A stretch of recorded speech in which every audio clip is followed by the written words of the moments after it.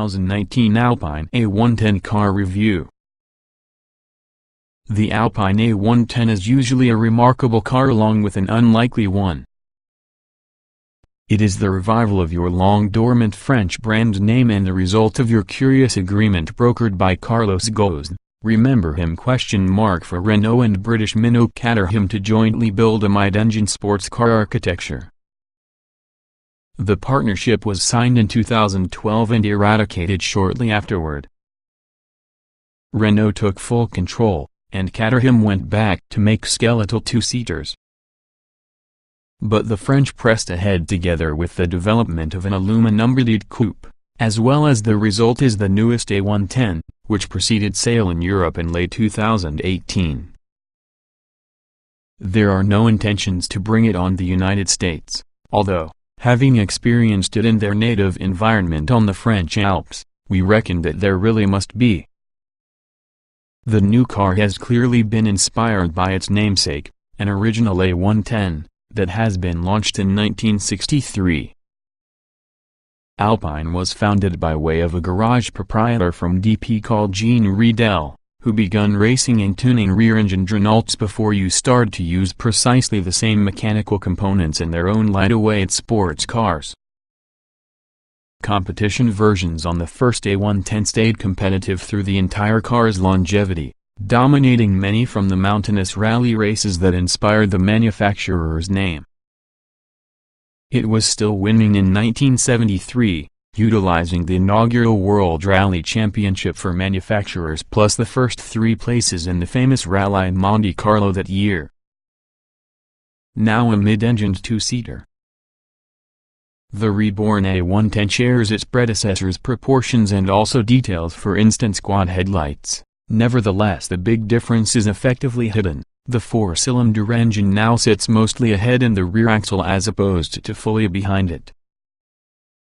The all-aluminum turbocharged inline-4 is closely related on the unit that powers the Renault Sport Megane hatchback but is a lower state of tune, making 249 horsepower and 236 lb-ft of torque, sent to your rear axle by using a 7-speed dual-clutch automatic transmission.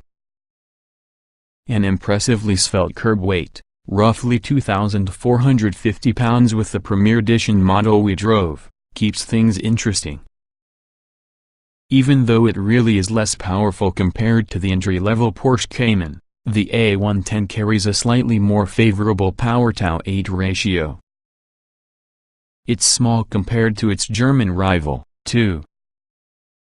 The Alpine's wheelbase is 2.1 inches shorter, and, at 164.6 inches long, it's 7.8 inches shorter overall. However, its 70.8-inch width is almost identical to that on the Porsche. The A110's roofline sits 1.3 inches closer on the ground than does the Cayman's. Nevertheless, the first thing we noticed on entering the cabin, beyond some neat tricolor details, was more headroom than we might have found inside the Porsche.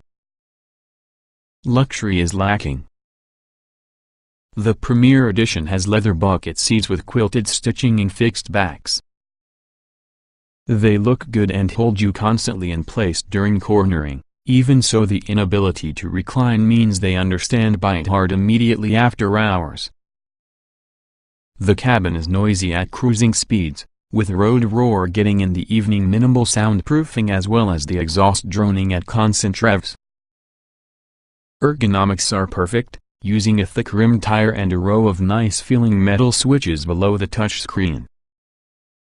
That infotainment system comes directly from Renault's more basic hatchbacks, albeit here having a performance logging system. The virtual instrument cluster is configurable, engaging the transmission is managed by D, N, and R buttons within the center console, and shifting gears manually is performed via paddles. Lively handling. Weight-saving measures are evident.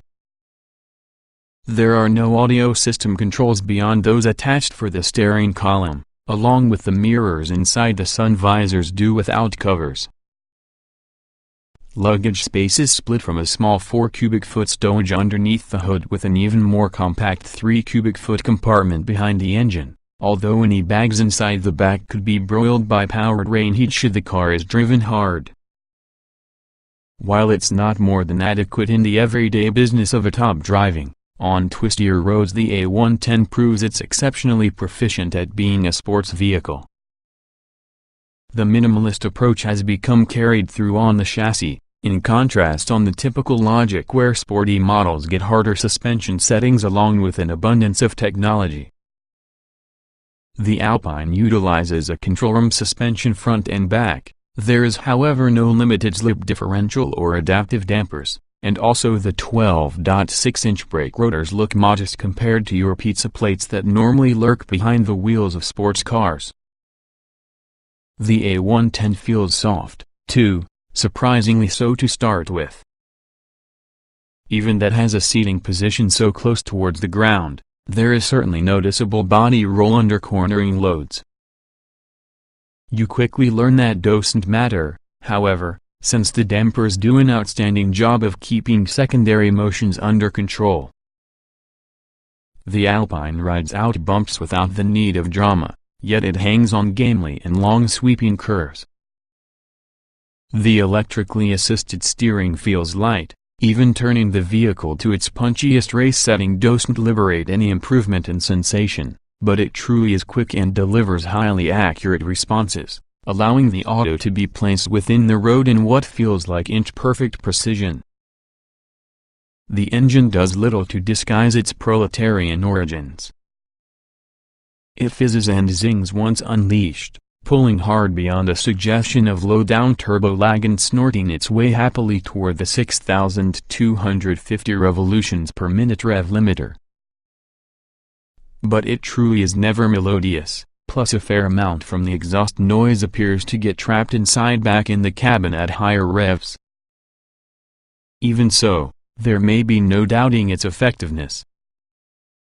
We can't think of your car with just one power that feels faster, plus the benefits from the low weight are evident in terms with the way the auto accelerates. We expect Alpine's 0 to 62 mph claim of 4 years old. 5 seconds for being confirmed whenever we were ever to try an A110. The dual-clutch gearbox shifts cleanly in response for the paddles but lacks the snap of Porsche's dual-clutch. Drive does a significant impression of your torque converter-equipped automatic. Sadly, there will not be a manual option. Traction is outstanding, though the A110 never feels just as if it has an excessive amount grip from the very modest width 18-inch Michelin Pilot Sport 4 tires, sized 20,540 front and 23,540 rear. The engine's full output could be deployed early and frequently. In tighter turns, there is certainly rarely any indication that the spine tires are running short on grip, and altering your vehicle's cornering line requires only small adjustments to your throttle.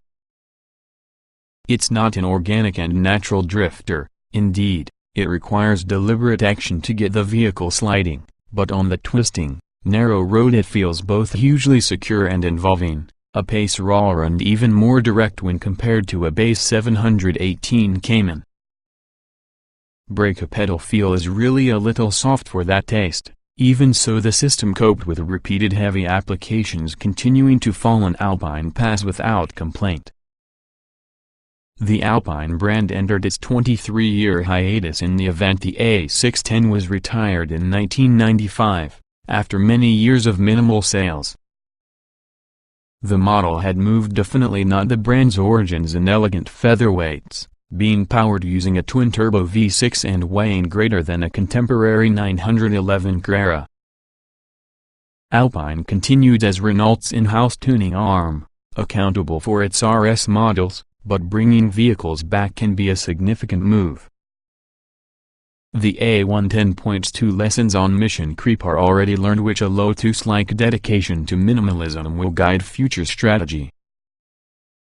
Ordinarily we end stories such as this one with polite regret that this US is denied such cars because in the vagaries with the international auto business. That's not enough here. Book a transatlantic flight and beg, borrow, or steal a turn in an A110. You won't regret it.